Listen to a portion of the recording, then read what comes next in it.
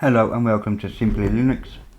Today we're going to be talking about installing Linux and the basics behind it. All the graphical installers have three or four basic instructions as you go through. And what I will do is I'll bring up VirtualBox here to show you what I mean. Linux is not hard to install, and with all these problems Windows has been having lately with updates, I say lately, I mean like since inception with Windows 10 actually. We'll just do a test install here. It's just inevitable that a lot of people are looking for alternatives, whether that be Linux or Mac or whatever. Anybody that's going to buy a Mac obviously is not going to be installing an OS unless it absolutely does mess up. Oops, wrong one. Let me just go there. And so what I thought I'd do is go through a graphical install and show the basic principles behind every single Linux install. They will all ask you the basic same questions, and that will be partitioning, the username, and possibly even a root password depending on if it does that or not. So I'm just setting up a quick VM here. I'll just give it 2 GB of RAM. I can give it more. We'll create that, and we'll just go through a quick install. Okay, we'll go to the settings here, and remember, you don't do this when you're installing on real hardware for obvious reasons. This is just me sorting things out, blah blah. Okay, we'll pick an ISO, and it doesn't really matter which one. The one at the top will do nicely, thank you very much. Okay, so we'll start this off, and I believe there should be a menu entry to install straight away. There is. Other distros will have a similar idea. When booted, it might ask you to either run the as live after it's booted, or do you want to install now. And there are 3 or 4 installers, and they all have different names, of course. So pt1 Linux OS has its own track live installer, which is different from the one Ubuntu uses, which is called Ubiquity. And then you have others like Calamaris, as used in the Manjaro, and you have what's known as CLI. Now CLI is quite rare now. I believe Arch has it. When I mean Arch Vanilla, not all the other ones, although other ones may. And Slackware still has a CLI, but they're not too bad. But they all have the same basic ingredients. And is this when you go to install, they all ask for the same kind of questions. And the biggest question is this one, this partitioning. Now if you are going to wipe out Windows, just go with the defaults. If not, it may say, well, I can place the OS beside Windows for you and make it a dual boot. Just accept the option, it's absolutely fine. And so it's computing, and next to say it's formatting, which it has. And as you can see, it's installing. Now a lot of people say, well, Linux is hard to install. It really isn't. I can do an overwrite of a Windows install. It would mean where is my mouth today? Installing a Windows, and for me to show you how to overwrite that. And there are different installers, of course. Deep in Linux, which you can see here, has a different installer than Manjaro, or indeed, and I don't have it, I will do Ubuntu here. All are easy to install, whichever flavour you have. They will ask the same questions, perhaps in a different order, but the first thing that you will have to do is to partition your hard drive. Now, I went along with this now and just says, yeah, do whatever you like. But that isn't for everybody. Everybody may want to have the uniqueness of Linux. What do I mean by that? Every PC that I have owned or bought from a shop that has had Windows installed, pre-installed, has always had one thing. It has had a C partition, which you set up and you use all day, and it seems to have a data partition, a big massive partition that's absolutely empty.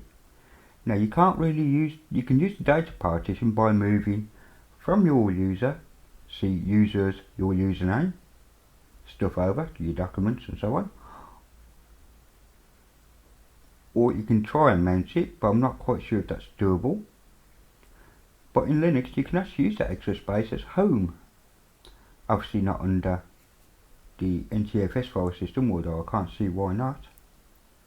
But you can use it as home, so you can have a separate partition for all your worldly goods. So if the main operating system does break, and no operating system is perfect, we know this, some will break more than others.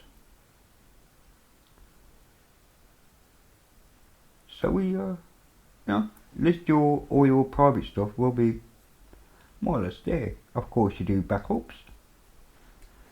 Must do backups. And as you can see, this is nearly installed. Next time it's just to have this little chat, which has been about 3 or 4 minutes so far. I remember I am actually running this off a normal hard drive, no SSD involved on this. And the other thing I'll ask you to do is, where do you want the bootloader? Now this is booting on what's called legacy, which is a normal BIOS, and it's going to tell me that the boot device is going to be on SDA, which is the master boot record of the first hard drive. I'm not going to go into all the intricacies of how the hard drives are allocated.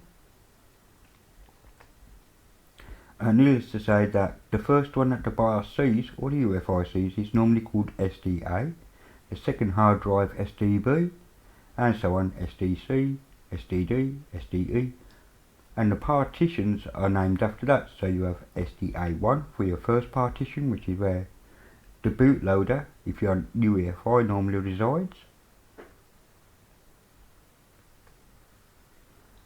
And all others after that. Okay, it's starting to restart because the install has finished. But if you notice, it hasn't asked me for any username, passwords, etc, etc. That is going to come in just a second. I will lower this for a minute and just let that restart. Saying press enter once this live CD is removed. That's the time where you see if you are on a CD, you could boot the CD out, but if not, you could just mount the file system on the USB stick.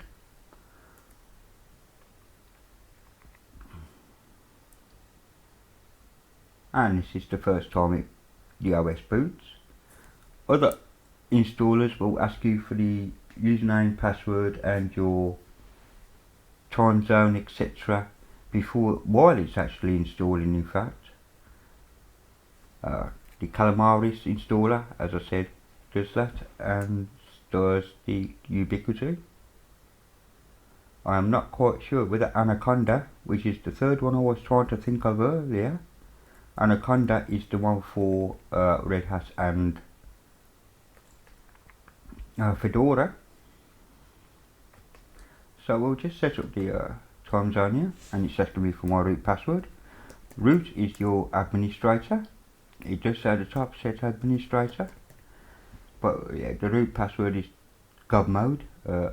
Other OSs don't actually have root enabled. They use something called sudo, which gives you partial root rights. There is a similar thing in PC Linux OS as well. You can install sudo, but there is another tool that we've got. So just let me do this here, and after this it will allow me to log in, and that's all there is to it. That's the OS installed, and as you can see, you have let the tune go there. As you can see, the desktop is actually installed with Present Home. It is absolutely ready to use. Being as I'm on VirtualBox though, I do need to install some guest editions.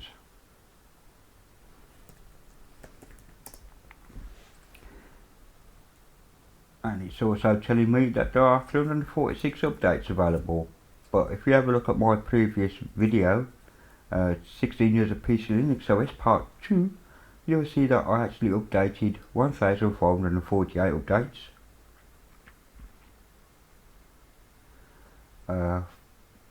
Which are all the updates from 2015 to the present day.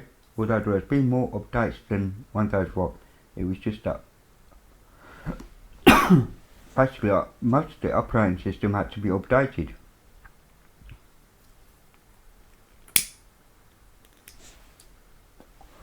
Because in the Linux world and in the Windows world, I guess things just move so forward very quickly indeed. And this was released, was this an 09 release? I can't remember what ISO I used for this, but there we go. Yes, the wallpaper hasn't actually redone itself any favours, but that's fine. But now we have an operating system we can actually use to browse the web, etc.